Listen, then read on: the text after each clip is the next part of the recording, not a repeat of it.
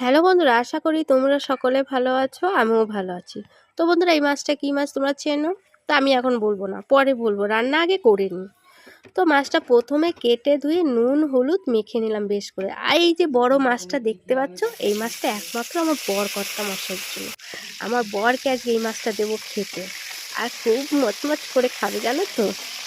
তো মাছগুলো প্রথমেই কড়াইতে তেল দিয়ে লাল লাল করে ভেজে তুলে নিলাম। এইবার সেই তেলের মধ্যে একটু কালো জিরে ফোড়ন, একটা টমেটো দিয়ে দিচ্ছি, আর বেটে রাখা শুকনো লঙ্কা আর সর্ষে বাটা দিলাম, নুন দিলাম, হলুদ দিলাম। এবার একটু নেড়ে চেড়ে কষে দিয়ে দিলাম ঝোলের জন্য জল। উপর দিয়ে দিলাম 3-4টে লঙ্কা। তো আমার ঝোলটা ফুটে গেছে, এবার মাছটাকে আমি দিয়ে দিলাম।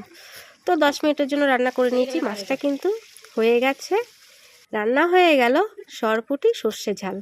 তো বন্ধুরা, এই মাছটার কিন্তু নাম সরপুঁটি। তো রান্নাটা তোমাদের যদি ভালো লেগে থাকে, ভিডিওটি লাইক দিয়ে চ্যানেলটা সাবস্ক্রাইব করো।